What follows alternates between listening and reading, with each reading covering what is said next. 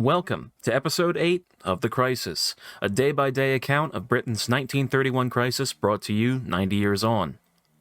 As we learnt yesterday, the tipping point had now been reached. The Bank of England required action in 4 days, lest its reserves be exhausted. The opposition had flatly rejected the £56 million of economies the Cabinet had agreed, demanding in particular a cut in the rate of unemployment benefit. Arthur Henderson and Willie Graham led the opposition to such a move, believing that if such a painful decision was necessary, it was in the interests of the Labour Party and movement to let others take the burden. Effectively, that the government should resign rather than do the unthinkable in order to preserve the unity of the movement for the future. MacDonald, Snowden, and Thomas, on the other hand, believed it would be a gross failure of governance to run away from necessary sacrifices, that the Labour Party had to prove they were up to the challenge by tackling the crisis, and that saving the pound was more important than party unity. The Cabinet met at 9:30 a.m. on Saturday, the 22nd of August, 1931, for a special meeting in which they were to be informed of the 4-day deadline and the advice from the bank that an announcement of the current program would surely only worsen the situation. MacDonald and Snowden also brought the Cabinet up to speed on the conference with the opposition leaders the previous day, making it clear that the £56 million package would be opposed by the Liberals and the Conservatives, that the opposition demanded around £25 to £30 million more, and that the bulk of this should come from the unemployment benefit. They also passed on the opposition party's concern that Parliament would not be recalled in time to defeat the inadequate proposals before the bank's Wednesday deadline, and that the government needed £80 million worth of credits as a matter of urgency. MacDonald believed that faced with the stark reality that action was needed now would swing his colleagues round, effectively that under the pressure of circumstances, the Prime Minister would be able to persuade his cabinet colleagues to accept further cuts, that these would be acceptable to the opposition parties and the bank, and that therefore the deluge could be avoided and his minority administration could survive. Now, the philosophical debate re-emerged. Henderson effectively called for the Labour government to resign rather than to do what was being asked of them, saying, quote, "Mr. Prime Minister, I have had a growing conviction that we are being asked to handle a situation that it will be quite impossible for us to carry through.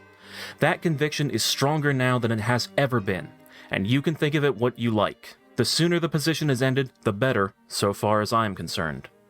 The Chancellor Philip Snowden, meanwhile, expressed the opposite view. Quote, "So far as he was concerned, he had no doubt whatever that if he was compelled to choose between retaining the labor movement in its present form and reducing the standard of living of the workmen by 50%, which would be the effect of departing from the gold standard, he knew where his duty would lie." MacDonald suggested a compromise, a 10% cut in the dole plus some other minor savings to bring the total up to £76 million. Perhaps this would be acceptable to the opposition. It was clear that in order to win back financial confidence, what was needed was a program that could pass through Parliament. This meant persuading the opposition leaders. Snowden argued passionately for this proposal, but it was opposed by 7 of the 21 cabinet members: Henderson, Graham, George Lansbury, A.V. Alexander, Tom Johnston, Arthur Greenwood, and Sidney Webb. Furthermore, as seen, Henderson was now beginning to speak out against the position Labour had been put in, and Graham declared that the bankers were bluffing about the whole thing, suggesting in fact that the crisis was a bankers' conspiracy to force cuts on the Labour government. However, no one in the cabinet felt confident enough in this belief to suggest that the financial crash was not imminent. Rather, they thought others should have to deal with it. MacDonald knew he could not afford 7 cabinet resignations in the midst of such a crisis. That would surely bring the government down. He could not therefore press ahead.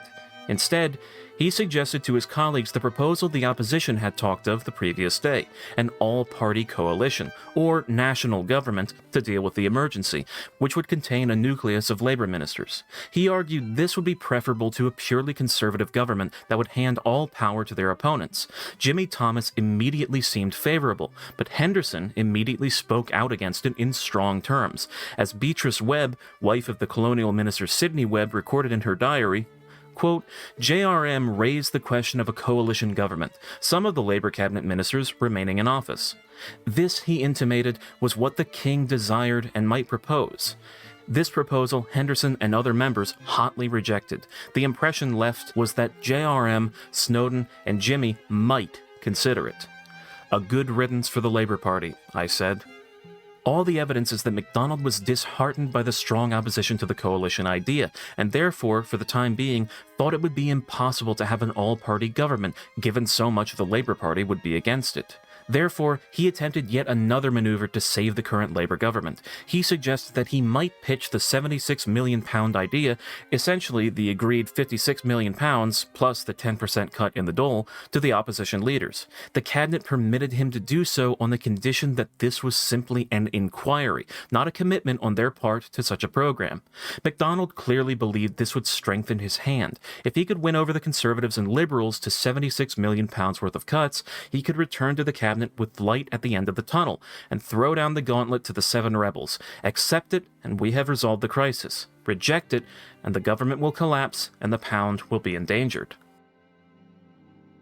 Just after midday, the Conservatives Chamberlain and Hoare and the Liberals Samuel and Maclean once again returned to Downing Street to meet MacDonald and Snowden.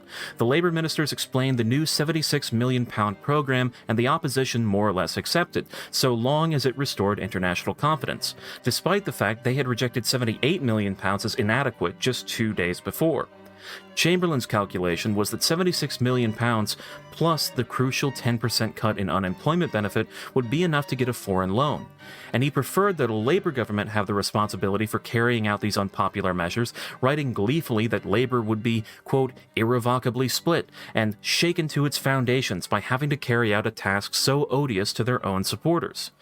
MacDonald and Snowden, however, were delighted at the acceptance of their plan, and therefore must have felt they were armed with the firepower to win around their colleagues.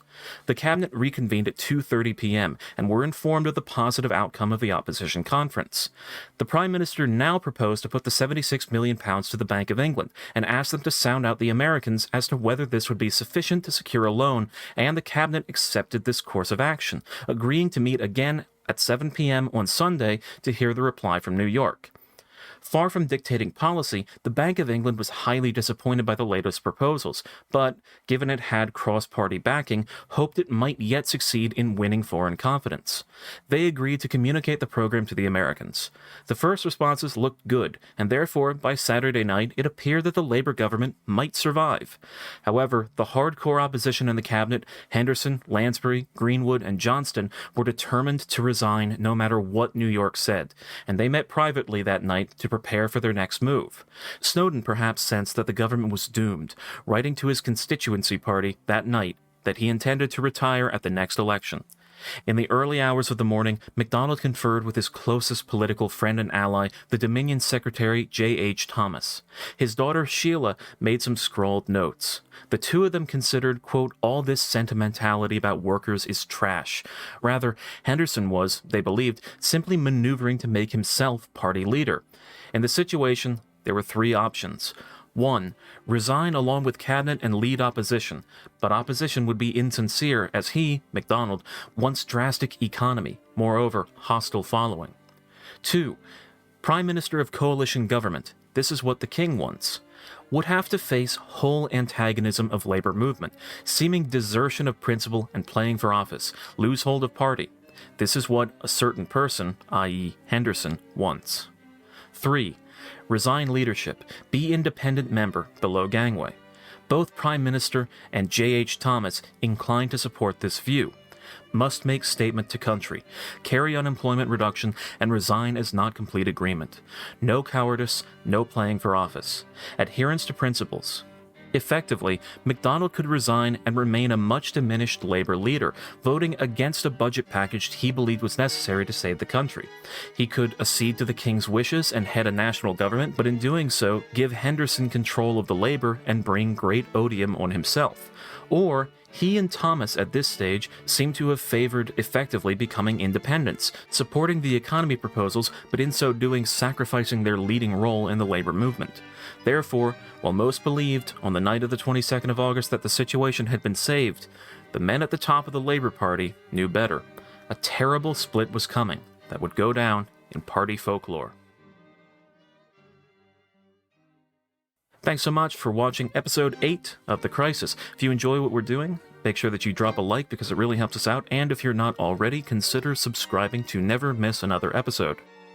As well as that, we'd like to thank our patrons, including our executive producers, Eustace Abel, Jeremy Marcoux, Tom McCool, and Tony Chirin for helping to support the show. Thanks so much, and see you in the next episode.